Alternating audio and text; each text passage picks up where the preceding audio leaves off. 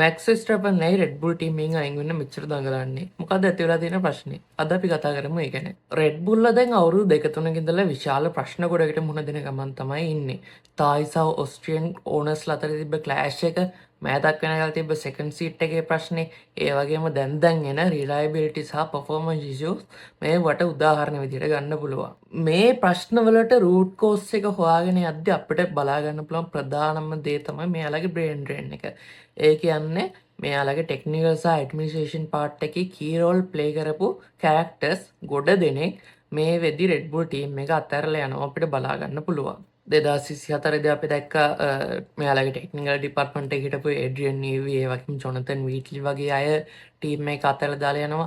ඒ වගේම 2025 අවුරුද්දේදී අපි දැක්කා මෙයාලගේ ඇඩ්මිනිස්ට්‍රේෂන් ටීම් එකේ හිටපු ක්‍රිස්තියන් හෝන සහ හෙල්මන්ට් මාගෝ කියන අය මෙයාලගේ ටීම් එකෙන් අයින් කරලා ලොකු ඉන්ටර්නල් ඇඩ්මිනිස්ට්‍රේෂන් රිස්ට්‍රක්චර් එකකට මේ ටීම් එක ගියා.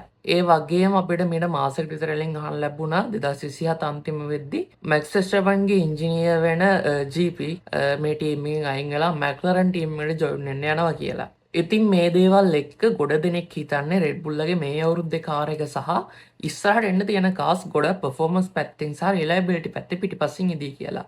මේ විදිහට හිතන ගොඩ දෙන අතරට ඉන්ක්ලූඩ් වෙනවා මැක්ස් වෙස්ටර්පන් සහ එයාගේ ටීම් එකත්. මේ වෙද්දි තියෙන නිවුස් වල හැටියට මැක්ස් වෙස්ටර්පන් මේ අවුරුදු 11 තිස්සේ හිටපු රෙඩ් බුල් ටීම් එකෙන් අයින් වෙලා වෙන ටීම් එකකට ස්විච් වෙන ප්ලෑන් කරන ගමන් තමයි තියෙන්නේ. ෆෙරාරි, මර්සිඩීස්, මැක්ලරන් වගේ ටීම්ස් තුනේ එක්ක සාකච්ඡා තියෙනවා කියලා අපිට අහන්න ලැබුණා.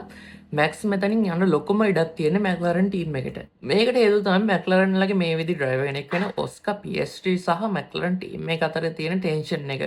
අපි දැක්ක ගිය අවුරුද්දේ අන්තිම වෙද්දි මැක්ලරන්ලගේ තිබ්බ සපෝට් එක නැති වෙන ඔස්කා පියස්ට්‍රිට ඒ වගේ මේ චැම්පියන්ෂිප් එක ලීඩ් එක නැති වෙන්න මැක්ලරන්ලගේ පැත්තෙන් ආව ප්‍රශ්න ගොඩක් හේතුවක් වුණා. ඉතින් දැනට අහන්න ලැබෙන විදිහට ඔස්කා පියස්ට්‍රි මැක්ලරන්ලට කියලා තියෙනවා මේ අවුරුද්ද අන්තිම වෙද්දි එයා මේ මැක්ලරන් ටීම් එකෙන් අයින් වෙන්න බලාපොරොත්තු වෙමින් ඉන්නවා කියලා. ඉතින් මං හිතනවා සමර් බ්‍රේක් එක කියන්නේ අගෝස්තු මාසේ වෙද්දි මේ ඩීල්ස් ඔක්කොම ෆයිනලයිස් වෙලා අපිට ඔෆිෂියල් බ්‍රේකින් නිවුස් එකක් විදිහට මේ මැක්ස් වෙස්ටර්පන්ගේ තීරණේ හරියටම බලා ගන්න පුළුවන් වෙයි කියලා. ඉතින් මම හිතනවා මැක්ස් වෙස්ටර්පන් ඇත්තටම මැක්ලරන් එක්ක ජොයින් වෙන්නේ කියලා. ඔයා හිතන්නේ මැක්ස් වෙස්ටර්පන්ගේ අනාගතය මොකක් වේද? එයා F1 වලම තව ටීම් එකකට එයිද එහෙම නැත්නම් රිටයර්මන්ට් එකක් එහෙම නැත්නම් අවුරුද්දක් විතර බ්‍රේක් එකක් ෆෝමියුලා 1 වලින් ගනීද?